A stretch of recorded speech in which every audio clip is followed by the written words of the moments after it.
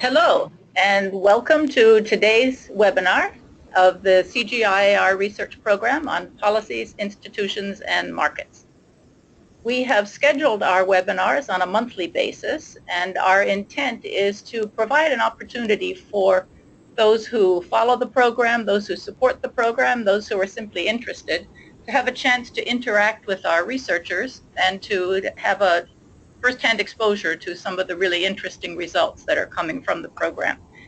My name is Karen Brooks. I'm the director of the PIM program, and I'm joined today by Yevgenia Anisimova, who I will shift the camera. You can see Yevgenia. She is our senior communications specialist for the PIM program. And we also in the background have Katarla Taylor, who is with the IFPRI knowledge management team, and she's working with us to make sure that all of the logistics and communications of this webinar go well. So thank you, Katarla, for the support.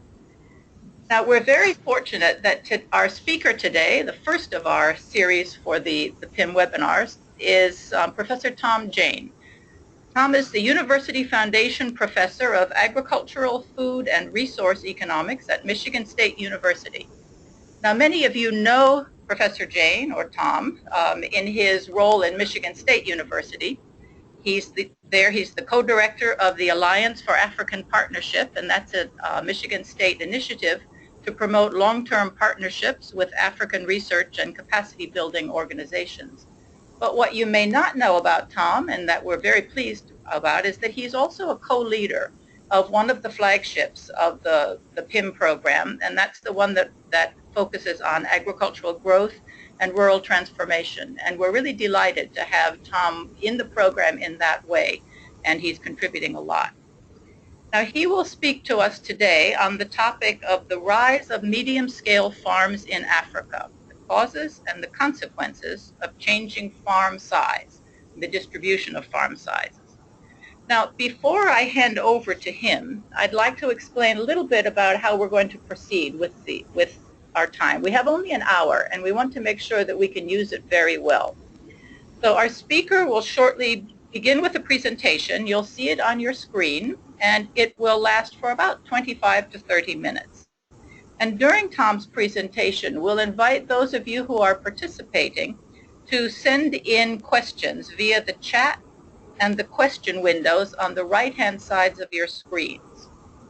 Now, as you send those questions in, Yevgenia and I will collate the questions. If there are any that are similar or kind of repeating each other, we will group them together, and we will convey them to Tom, and then he will have a chance to interact, to react to them. So we're handling the questions in this way because we think it's probably more efficient than passing the microphone to our participants, but we're not sure how well this is going to work. We may change it in the future. So we'll be watching very carefully, and we'll perhaps have some feedback from those of you who are participating to see if that's the best way to handle the interaction. Now, we're also recording the session, so any of your colleagues who can't join now, or if you want to refer to it in the future, you will have a recording that will be available on our website, and very soon. We'll put it up very soon afterwards.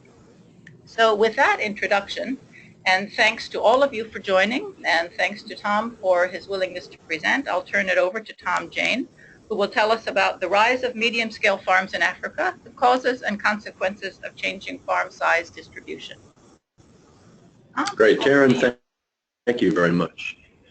Good. It's a pleasure to be here. Thanks again for welcoming me to give this opening PIM webinar. I'm looking forward to it. So to me, this is one of the most interesting and I would say unexpected issues affecting African agriculture and African economies altogether, I would say. I thought I knew Africa pretty well. I've lived and worked in Africa for over 30 years now, and I just did not see this coming more than 7 or 8 years ago. So it's all the more interesting to me that this seems to have kind of risen out of nowhere, at least in my perception. So let me mention some about the authors. There's a longer author list than there was advertised. I forgot to add a couple of people on. Milu Muyanga and Kwame Yeboah are both at Michigan State University. They work with me. Jordan Chamberlain, formerly of MSU and formerly of IFPRI as well. Jordan is now in CIMMYT in Addis Ababa, Ethiopia. He was a major contributor to this work. Ayala Weinman, currently in Tanzania, helped out a lot on that. Lulama Traub from Stellenbosch University. Ward Ansiu had a big role in this study too. Ward is formerly of the University of Pretoria, but now he's at IFAD, the Land Coalition. Anthony Chipoto, part of the fledgling National Research Institute for Zambia called IFPRI. And Nick Sitko, formerly of MSU, and he's now at FAO in Rome. So it's a big cast of characters involved, and I'd like to acknowledge the major contributions that all of them have given to this work. Okay, so let me start in with what I'd call these competing narratives about the way African agriculture should proceed. There seem to be two visions, if I can boil it down to that, about the way African agriculture should proceed. One of these perspectives is one that is commonly espoused by many academics, by civil society generally, some donor groups, and that is that ethically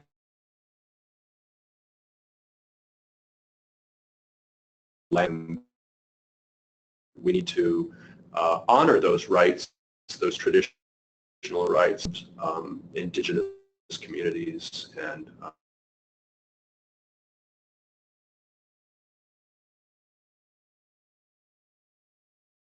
right kind of support were being provided to farms under 5 hectares, that they could grow and thrive, and we'd have different kinds of outcomes than we're seeing currently in smallholder agriculture. And the other perspective, which I've put in quotes here as agriculture as a business, but there are many ways to articulate this idea. It's giving much more emphasis to the need for a more entrepreneurial class of farmers to come in who are capitalized and can really move the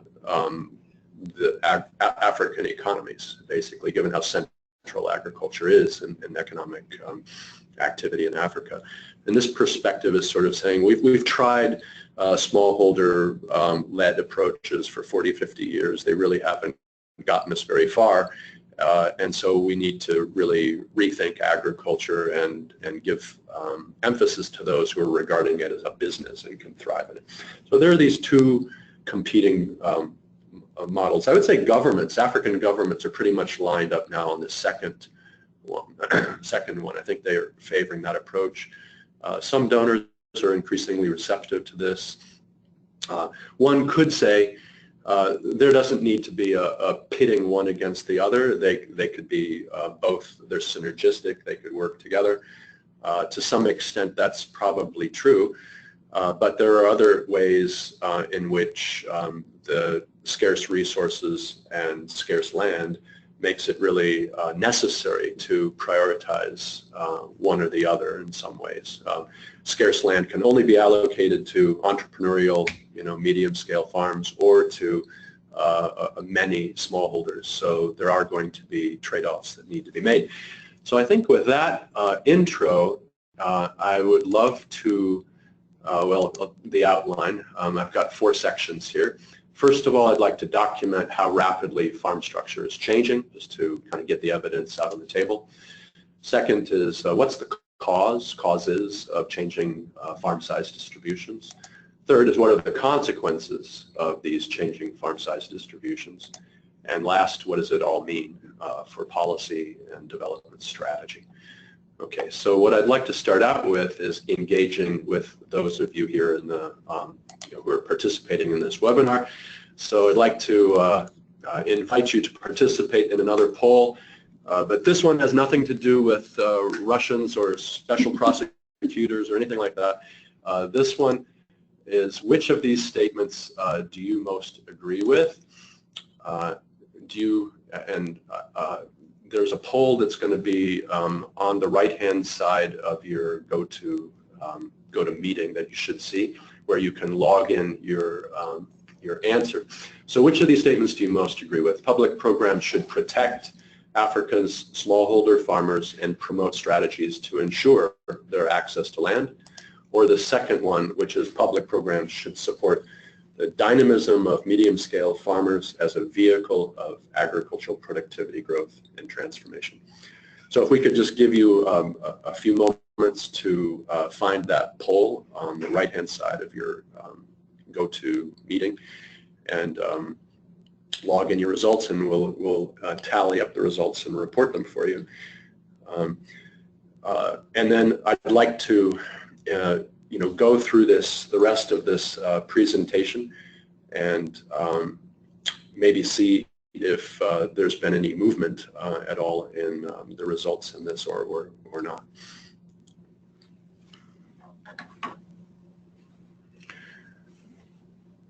So Evgenia, when you're ready, if you're in a position to report the results, that would be great.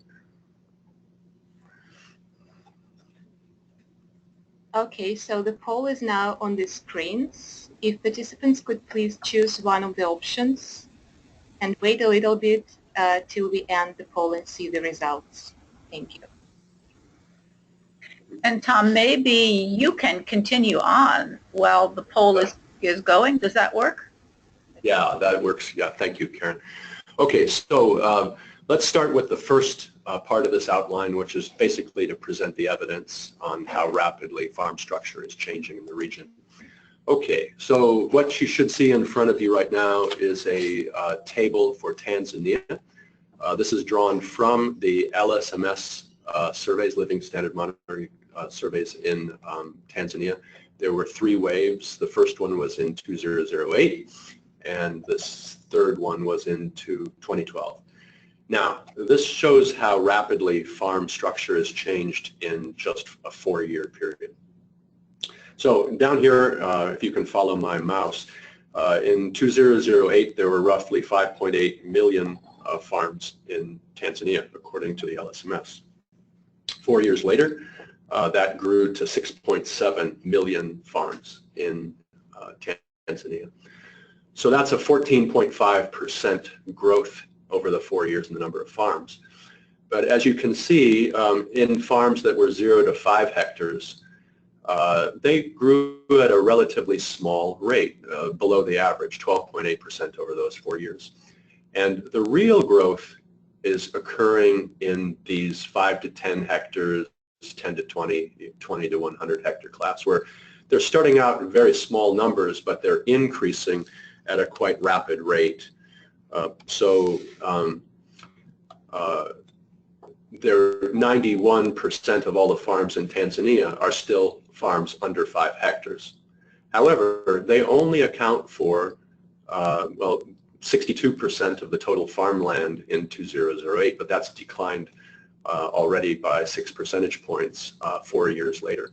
And you see a much more rapid increase in the share of total agricultural land that's accounted for by farms in this size, and this size.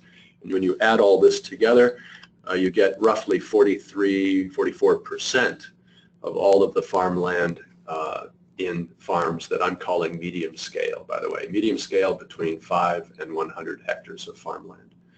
So that's Tanzania. Let's move on to West Africa, Ghana.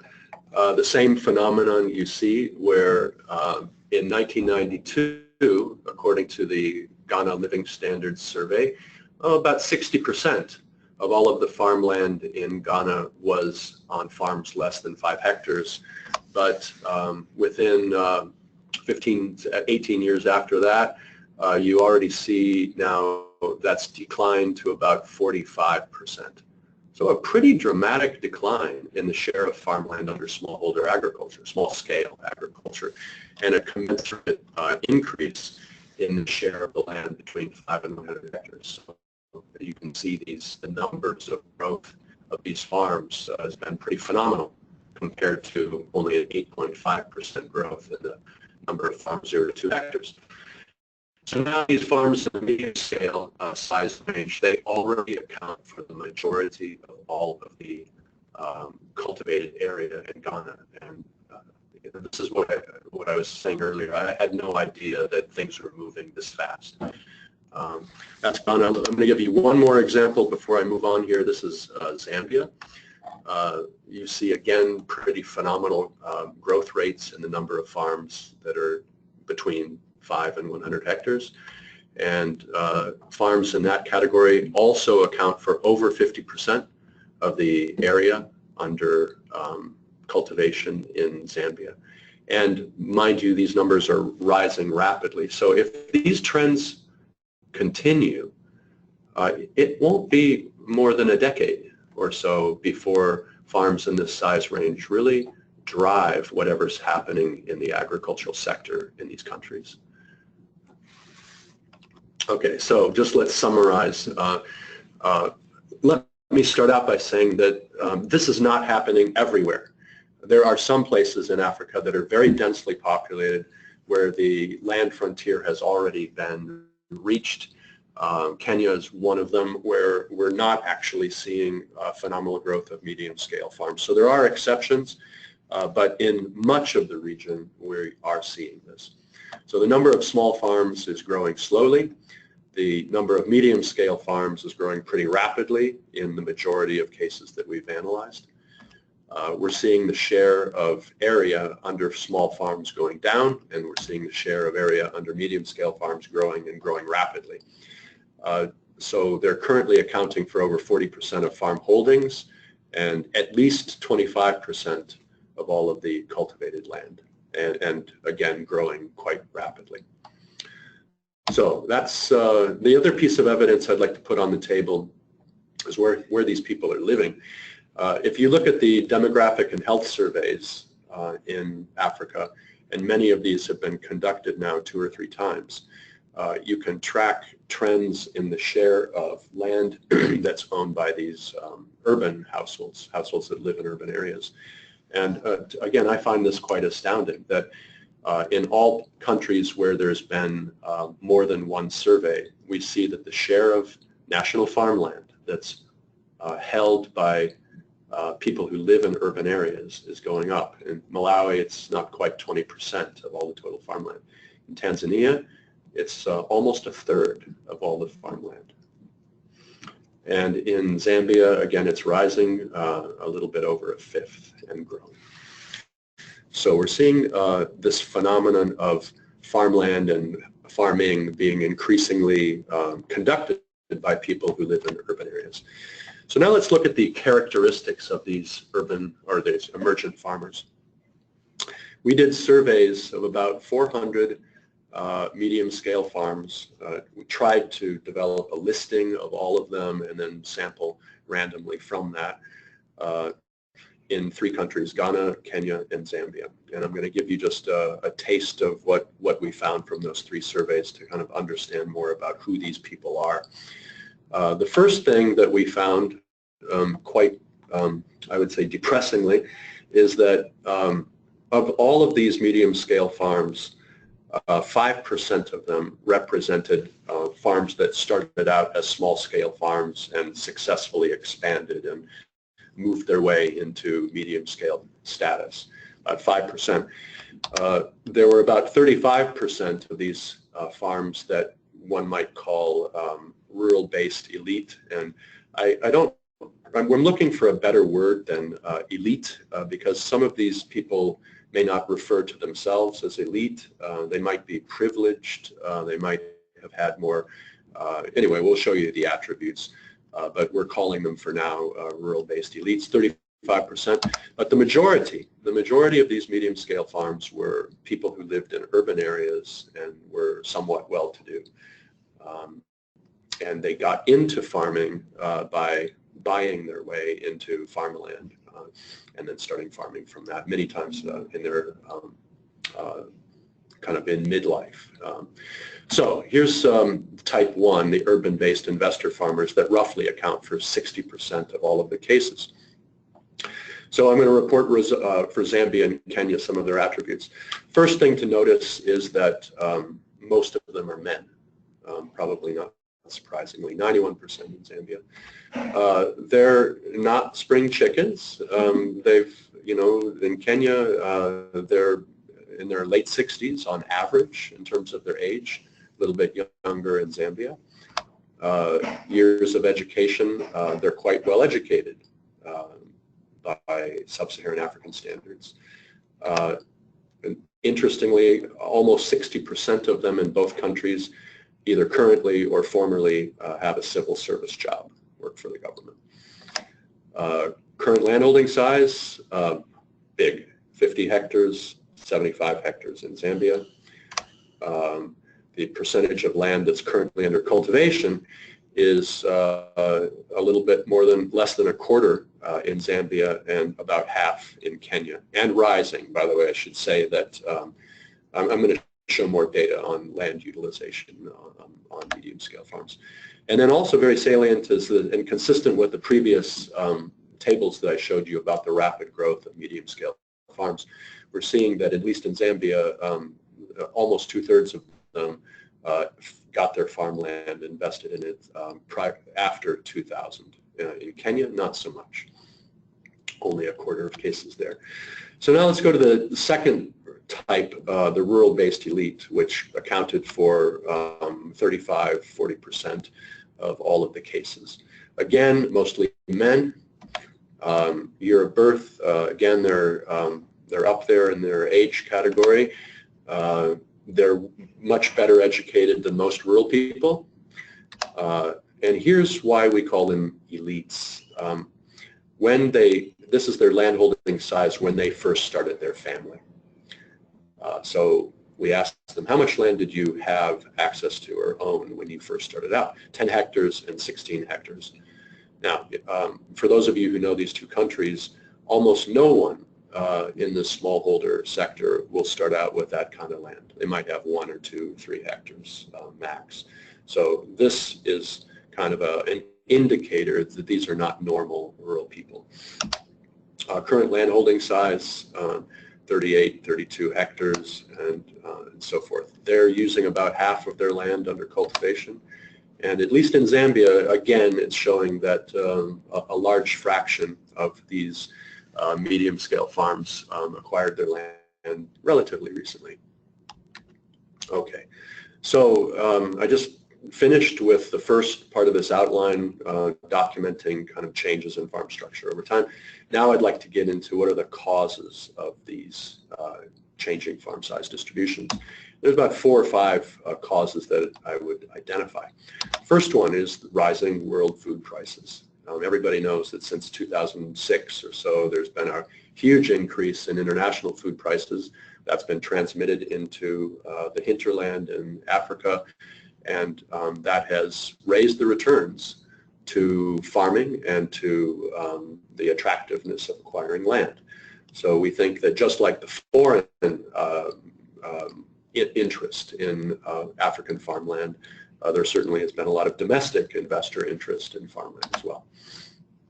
Number 2, I think it's fair to say that increasingly the farm lobbies and agricultural policy in many African countries has been captured by urban-based interests. And I have noted when I meet with leaders of farm lobbies in many of these countries and start to talk to them, I'm really interested to learn that many of them live in urban areas.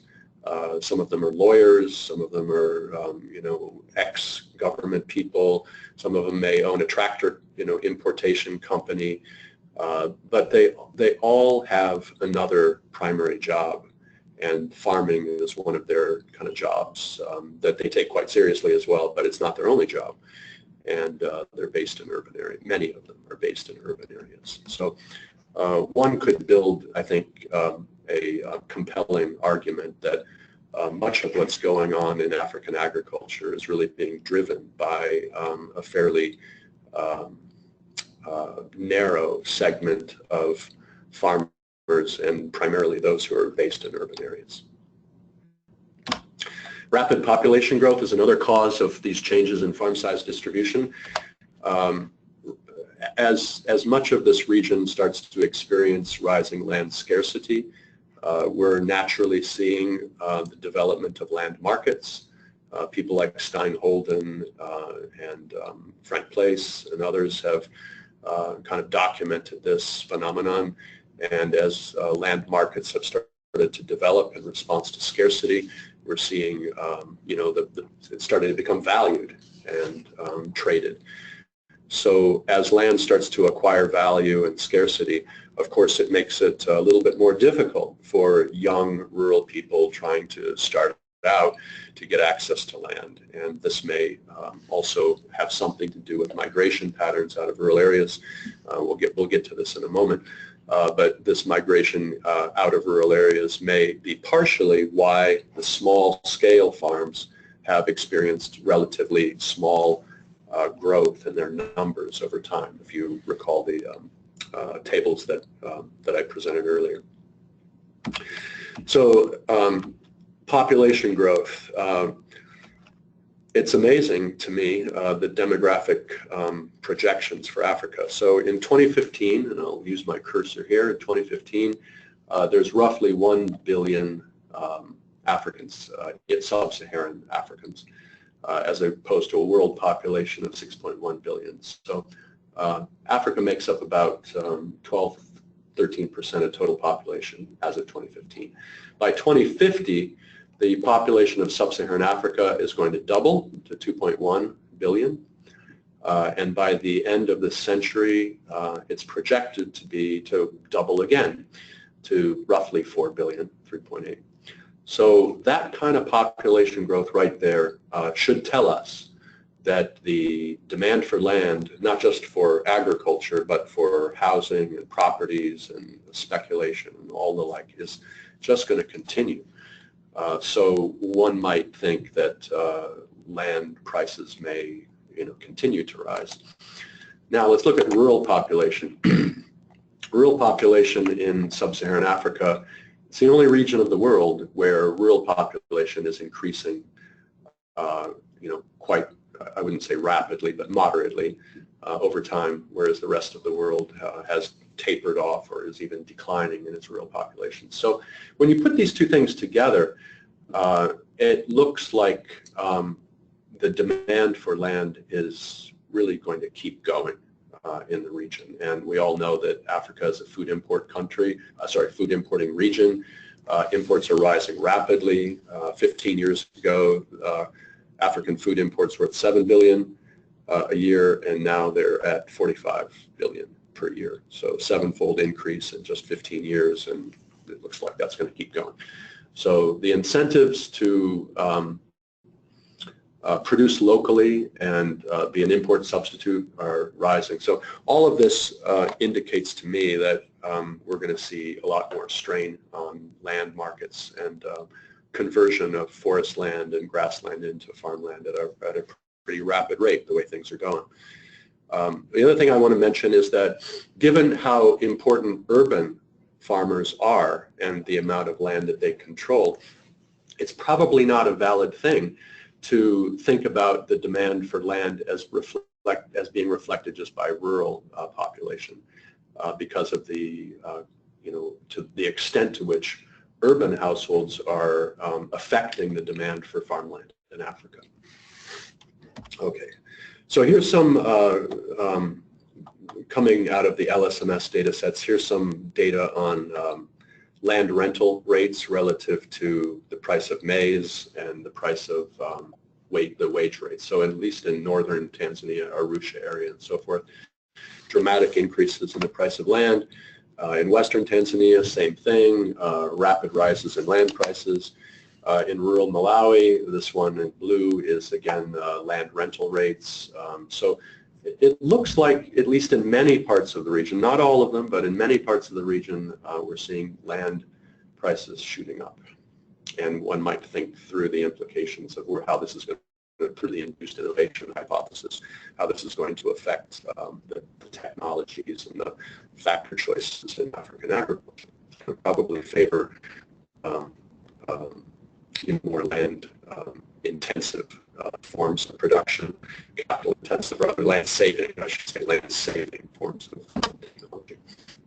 Okay, so here I'd like to go into the fourth factor here, causes of changing farm sizes. And as we see, stress on land and scarcity happening with, in more and more areas, the inheritance of land, which used to be considered a birthright for rural Africans, this is really declining. And we're seeing that fewer and fewer young Africans are having inheritance rights to land. Okay, so rural youth challenges are going to be severe, and this may, again, explain why we're seeing such small growth in these small farms. I need to hurry up now. Consequences of changing farm structure. Consequences. Well, I'm going to show you evidence of this. There's rising use of mechanization that's really following in where the medium-scale farms are happening. There's a publication that will fairly soon be coming out on this. Number two, more capital using labor-saving forms of production. The medium-scale farms are not utilizing their land to the same extent as small-scale farms. One might argue, however, that they're utilizing it in a more sustainable way that's paying attention to soil, enhancing investments, and as opposed to small-scale farms where there's massive land degradation happening because of continuous cultivation. The fourth consequence is we're seeing evidence of some displacement of rural communities in some areas, not all. In many places, like in Zambia, the displacement of rural communities is not a big deal, but it is elsewhere. So that varies. And then another consequence is rising land prices and straining youth access to land. Number six, the multiplier effects of agricultural growth are changing, we think, because as more and more of the income from agriculture is earned by people who live in urban areas, then one might need to think through how the multiplier effects from agricultural growth, which are generally conceived of being a rural phenomenon, how these multiplier effects may change as the expenditures geographically, spatially, how they change. And number seven is that one of the consequences of changing farm size distributions is that governments are less able to accurately estimate ag production. And that may not seem intuitively clear, so I'm going to come back and document this in just a moment. Okay, tractors.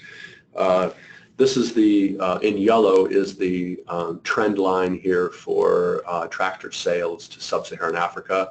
They have increased by 5-fold over a 15-year period, so fairly dramatic increases here. I'd like to acknowledge the work of Divan van der Westhuizen, who's a student at the University of Pretoria, who's doing this work for his PhD dissertation. He compiled this graph. And if you look at where these tractor sales are occurring, the green line here is Nigeria, Kenya is in yellow, Tanzania is here as well. So there is a correlation between, and when you look at survey data, which I'm not going to present right now, but there is survey data that you can look at the correlation spatially between the percentage of area that's under medium-scale farms and the use of tractors, not only by those medium-scale farms, mind you, but also by small-scale farms who are renting tractor services from these medium-scale farms. So wish I had time to go into that one more. It's a really interesting story, but I'll get to that another time. Now, I mentioned that another consequence of the rise of medium-scale farms is that we are seeing an increase in land concentration as measured by the Gini coefficient. So in Ghana, using the GLSS survey data, the movement in the Gini has gone up by 16 points in a 15-year period. In Kenya, also rising. Tanzania, using the LSMS data set, rising a little bit, not too much. When you compare that with a area-based survey that Tanzania conducted in the same year, you see much higher Gini coefficients. So anyway, it looks like things are becoming more concentrated, as one might suggest. And to put these Gini coefficients in context, in many Green Revolution Asian countries like Bangladesh, Indonesia, I think that the Gini coefficients are somewhere around 0.35, maybe 0.4 by now. And in Brazil, Gini coefficient I think is over 0.9 already. So the land inequality measures in Africa are somewhere in between Green Revolution Asia and Latin America, but moving fairly quickly towards the kind of Latin American land concentration ratios. Okay, so this figure contrasts land use patterns on farms over 20 hectares in Tanzania, and then let's say farms under 5 hectares. So farms under 5 hectares, these are land constrained. They're utilizing almost all of their land to crops every year. There's virtually no fallows happening on these farms. Now, when you move up to the bigger farms, you see that only about 15%, 15 hectares, no, that's about 30% of the farmland is cultivated. You see quite a bit of land under pasture, so people are growing animals, and that's land utilization here. And then this gray one is fallowed land, so land that was utilized and is now trying to regenerate itself. So I would regard all of these categories as land utilization in one way or the other, and maybe about 20% of that land is not directly usable or utilized rather by the medium scale farms. But the majority of it is. But in terms of cultivation, only 30 or 40% of that land is actually cultivated. So, okay. Let me go in the interest of time. This is why I think there's evidence that governments are increasingly unable to determine what their national production is now that these medium-scale farms are rising.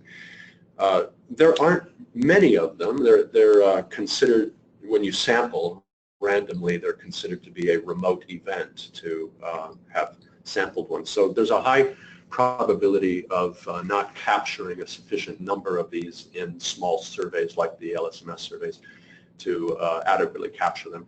So in Tanzania, we had an opportunity to actually compare what area measures are when you use the LSMS and this bigger area-based survey of roughly 50,000 farm households in Tanzania that were both conducted in 2008. So one of the things you notice is that in terms of area under cultivation, let's take that, on farms under 5 hectares, the LSMS predicted in that year about 8.1 million hectares under cultivation by farms of this size category, and the Ag Sample Census Survey of 50,000 farms predicted the same. There was virtually no difference. So bravo for the LSMS survey having predicted quite accurately what the area under cultivation was for landholdings of this size. But now if you go to farms that were between 5 and 100 hectares, the LSMS predicted only 3.8 million hectares, whereas the Ag Sample Census Survey about 5.2, so almost a 36% difference in the area being documented by these two surveys. And then when you get to farms over 100 hectares, you see fairly sizable differences as well. So one of the things you might conclude from this is that the LSMS is very good at understanding farmer behavior and production and so forth for farms under 5 hectares. 90% of all of the rural farm population is in this range, so we would hope that that would be a good predictor there. But as you move away from the, into more remote events, lower probabilities of being sampled, you start to see these divergences. And this suggests an underestimation of the farms and farmland that is under medium scale control. So let me move on in the interest of time here.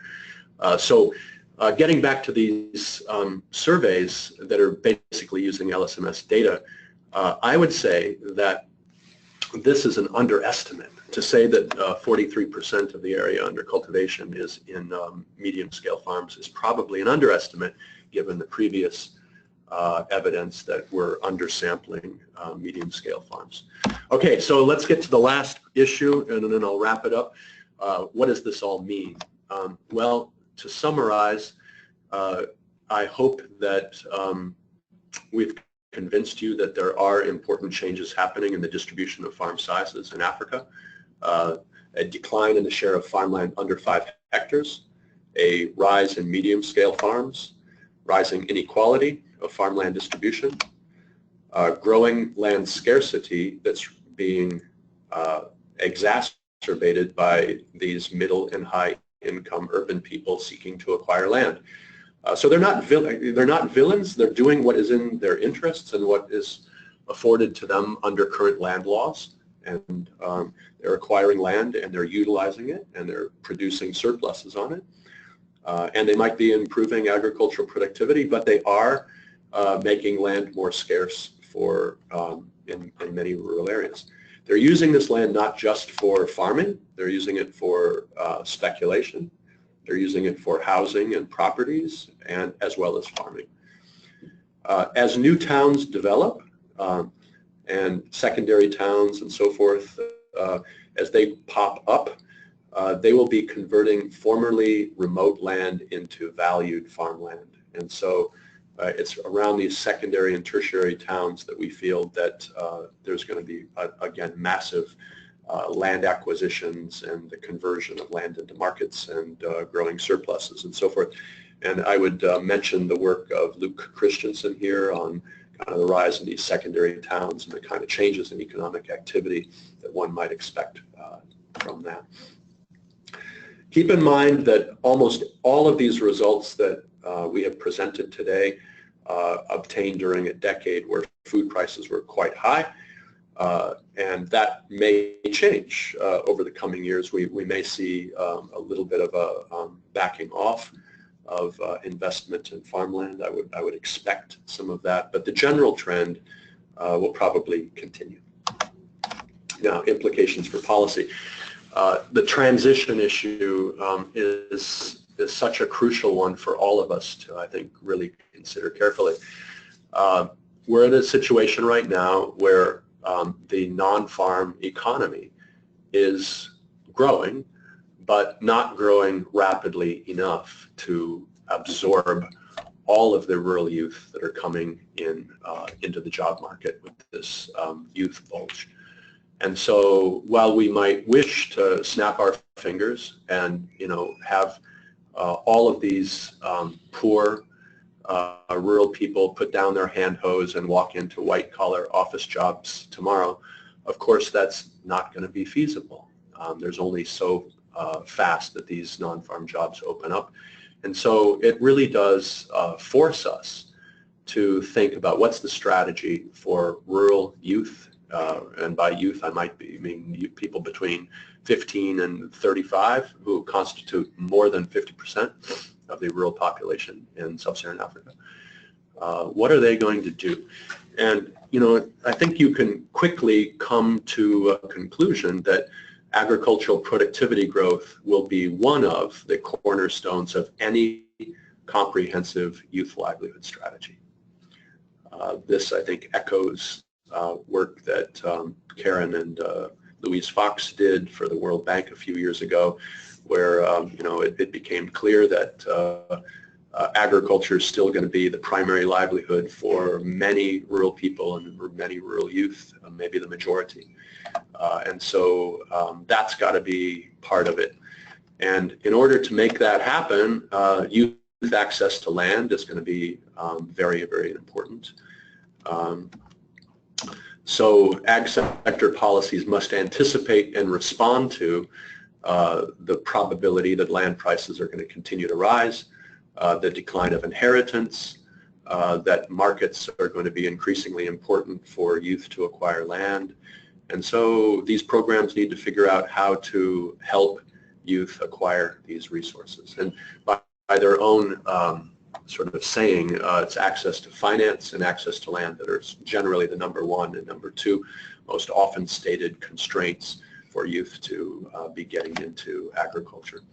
I'd like to also distinguish here between the trying to keep youth in agriculture, which I think is the wrong way to put it, versus more like giving youth viable choices so that they can migrate out of the area if they wish, but not out of desperation, but out of choices. So, Karen, I think that I think I'm going to just fly through this about here's a couple of this last slide, challenges and research issues for land policy. How to strengthen land use planning to identify how surplus land can be allocated to productive investor farmers without displacing local people. There's work that IFPRI I know is doing on that. Hosanna Gebre and others are doing good things with the land policy initiative on that in the Africa Union. Encouraging access to underutilized land to those who can raise agricultural productivity. And then the question about women, stronger land rights for women. Many African countries have instituted new laws recognizing gender equality, but implementation has been a problem, and especially given the continued dominance of customary land allocation practices, which almost always favor men, even in matrilineal areas, favoring men.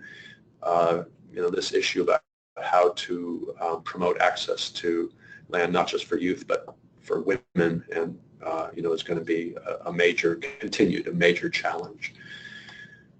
So there's much more that I wish I could have said and reported on, but I think I've already run over time. So Karen and Evgenia, let me turn it back to you. Thank you.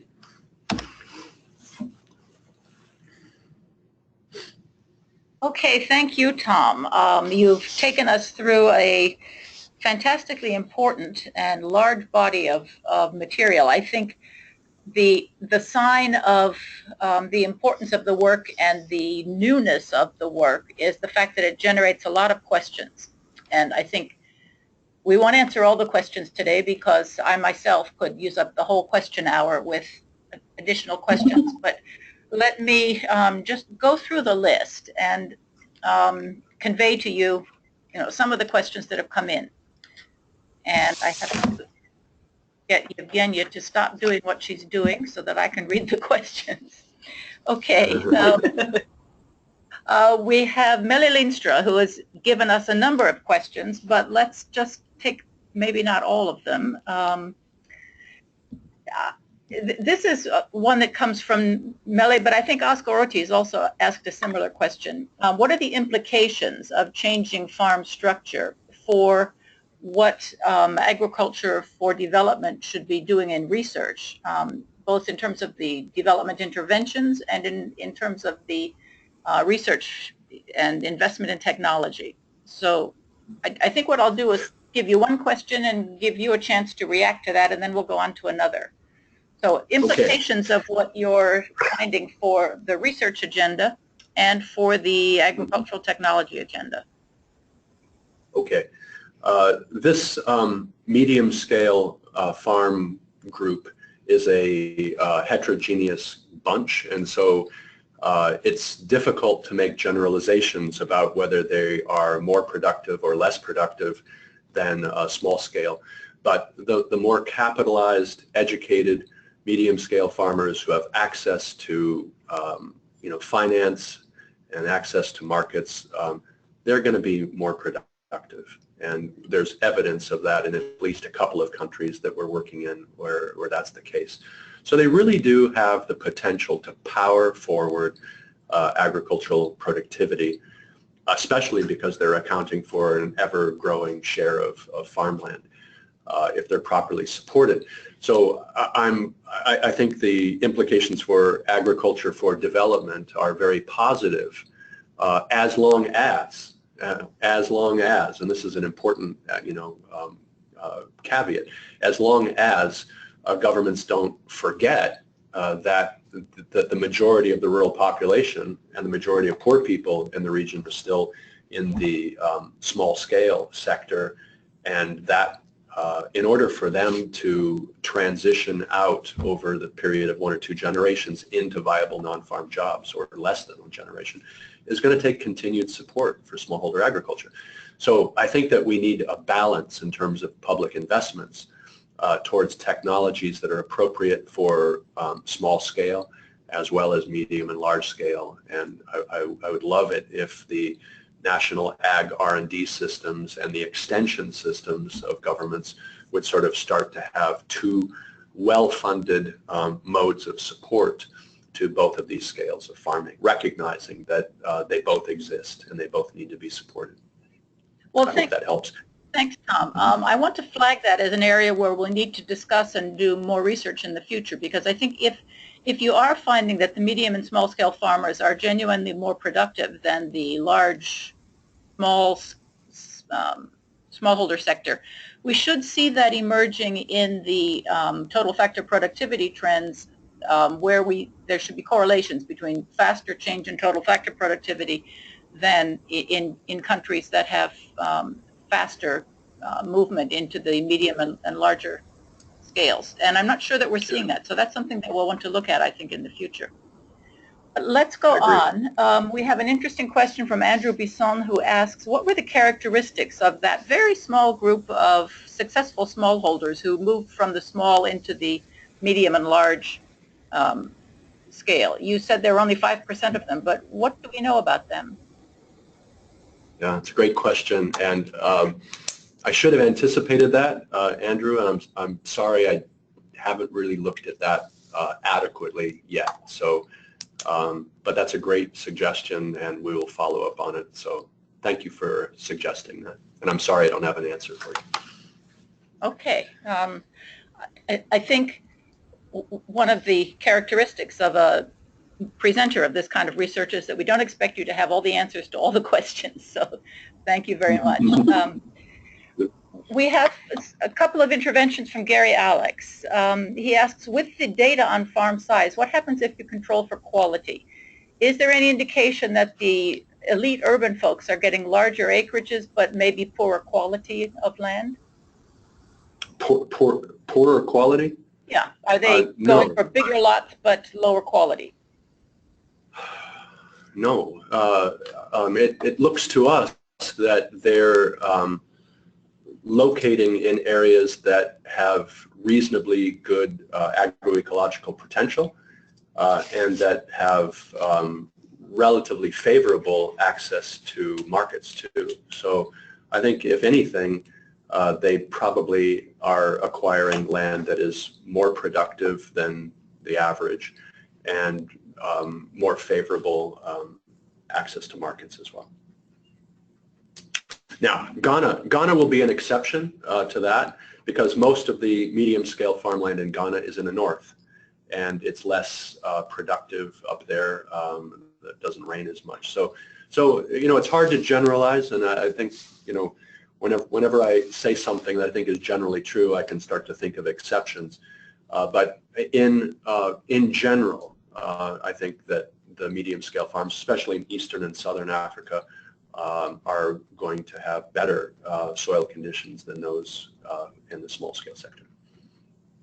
Okay, thank you. Frank Place has asked, okay, so if we have larger farms and a good number of them, what are the implications for generating jobs, agricultural jobs, paid wage jobs in the farm sector? Are these farms hiring people? Yes, but they're not labor intensive. So a friend of mine in South Africa has 1,600 hectares and he employs 30 people. So, you know, these medium and large scale farms do not use labor intensively. But I think the question, Frank, that is still outstanding largely is whether the multiplier effects from the growth of medium-scale farms is going to be different and perhaps exceed the multiplier effects that may occur through some other kind of growth. So we all, I think everybody is familiar with the multiplier effect, that all these non-farm jobs can start to grow because when you've got agricultural productivity growth, because of the expenditure effects and the demand for non-farm goods and services that arises when you get millions of people spending a little more money in the rural non-farm economy.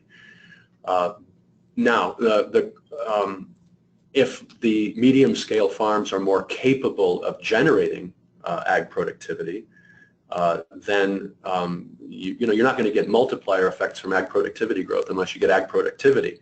And I think we're seeing higher rates of ag productivity growth among the more capitalized, anyway, medium-scale farms. So this all needs to be teased out, and right now I think we can just conjecture a little bit about how these multiplier effects and the jobs growth in the non-farm economy are going to differ.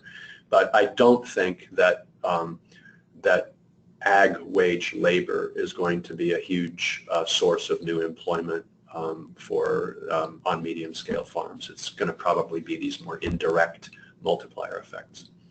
Happy to debate that with you offline if you feel differently. Okay, let's go back to a question about technology. Oscar Ortiz is wondering whether the medium and large-scale farms are using systematically different technologies than the small-scale farmers. Is this something that the CGIAR and other organizations involved in agricultural research should be taking into account, and perhaps recognizing different client groups for different types of technologies? Have you had a chance to look at that? Yeah, a little bit. Thanks for that question. Again, it's a mixed bag. In northern Ghana, these medium-scale farms are, for the most part, not very intensive, capital-intensive users. So I would say they're using their land less intensively than small scale. But in Tanzania and in Kenya and in Zambia, I think we're seeing much greater use of mechanization on those farms. We're seeing higher rates of fertilizer application. We're seeing, I think, a major difference in land management practices, where there's a lot more attention, as I showed earlier, to fallowing and to maintaining soil fertility over time. Things that are going to translate into higher levels of productivity over time.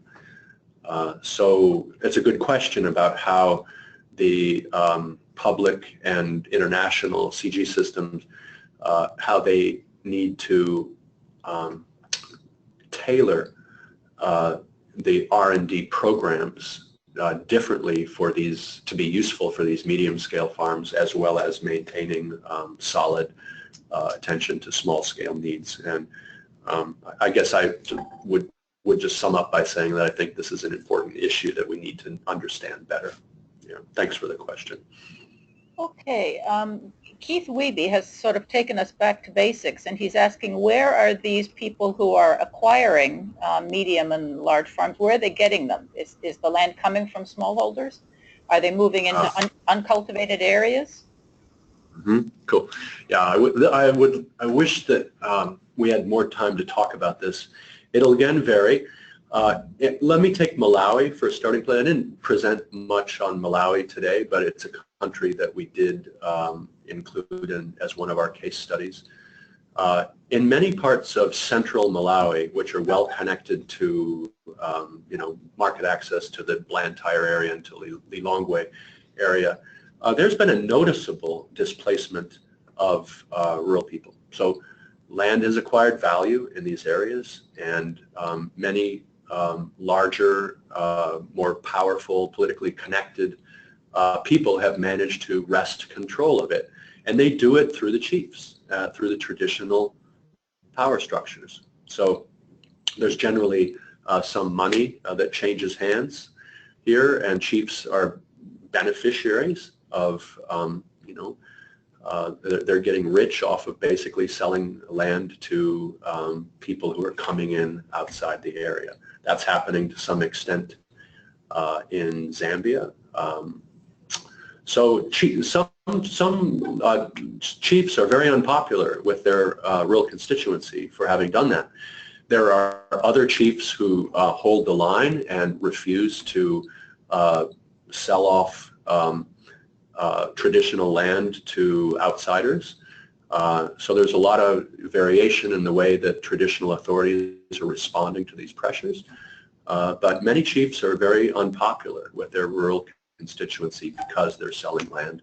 And if they're not just directly displacing people now, they probably will be displacing future generations of rural people who would have wanted that land to expand as the population grew in those rural areas, but will not be able to do so because the land had already been sold off to a, to some 50-hectare farm or 20 50-hectare farms. So anyway, that's going on in some areas. In northern Ghana, by contrast, there was a lot of unutilized land up there, and very little displacement has occurred in the northern part of Ghana. In southern Ghana, there does appear to have been, we're also seeing medium-scale farms, even in densely populated southern Ghana, not as many, but we're seeing them. And there probably was some displacement going on there. So, it's hard to generalize about this, but we are seeing that the way they get their land is generally through the customary authorities. And then once they get that land from customary authorities, if they have really solid entree politically, they can translate that certificate, customary certificate from the chief, into a title deed from the state. And once it's in a title deed, now it's transferred officially out of customary land and into state land. And the property right of a title deed is pretty immutable by that time. So, there's lots of kind of gradations of the way that these medium-scale farmers will acquire their land. Some of them are happy to keep it as a certificate within the customary land. Other ones are getting it into state land through a title deed. Well, I think that question takes us back to the poll that we conducted. I'm not sure if we're going to see results of the poll, but I think the way you framed the first question relied on a perception that customary land rights are actually protecting the rights of smallholders. And I think perhaps part of what you're seeing is that customary land rights are actually not such strong protection for smallholders at this point. Right. That's right. I would totally agree with that. Lots of variation. Some traditional authorities are towing the line. Many others are not. Anyway, so we don't have there's one more question that I want to get in before. Keith Livadini asked what's happening to the average size of farm of the smallholders who remain? If the total sector is shrinking because the medium and large scale is increasing, what's happening to the average size of farm among the smallholders? I am really glad that you asked that question because I think there's a lot of confusion on this issue. Remember that, as I said earlier, many of these national surveys that we report, as telling us what's going on in rural areas, they're population-based samples. They're not area-based samples. And so they really can mislead us about changes in farm size if you just look at them. And, many people are concluding that average farm size is going down because they're confining their analysis really to households that are mainly below 20 hectares. They're not really adequately capturing these bigger farms. Now, in the surveys where they're area-based, and there are very few of them available in sub-Saharan Africa to look at, but in the few that we do look at, we see a decline in the median size of the farm, but we see an increase in the mean size of the farm because you've got, these small number of big farms that are actually pushing up the mean, even while subdivision and fragmentation among the majority of farms is reducing the median farm size. So I think that that's a useful way to think about how farm size is changing in terms of its distribution, not just the mean. Okay, well, I'm looking at the clock, and I think that we want to limit ourselves to an hour because we know that everybody has many other things to do. But I do want to share with you the results of the poll. It turns out that in our very small sample of people interested and informed about these issues that we had with us today, two-thirds felt that the important objective of public policy should be to protect small farmers and ensure their access to land.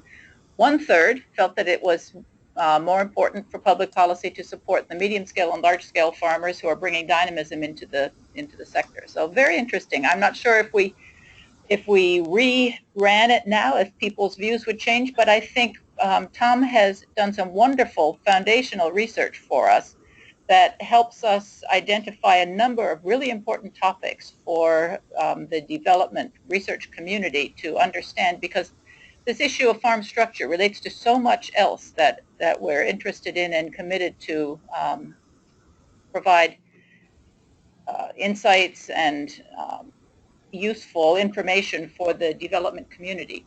So with that, I want to thank you, Tom. I want to thank all of our listeners who joined us and stayed with us. And I think this has been a wonderful opening for our series. And I look forward to interacting with many of you in a month when we have our next webinar. And please do look at the PIM website for the schedule of webinars and plan to join us and publicize them with your colleagues. Thank you very much, everyone, especially Tom. Karen, thank you so much, and thanks to all the participants. If anyone would like to carry on with this discussion offline, I'd be really pleased to follow it up. I appreciate the comments and the ideas. Anyway, it was a lot of fun. Thank you. And just to add that we've recorded all the questions that were submitted for this webinar, and we will send them to Tom. So he will know all your questions and might even want to respond to you personally if that's of interest. Thank you very much. Yeah, thank you very much. We are now ending, and you will find the recording on our website. Goodbye. Okay. Goodbye. Thank you.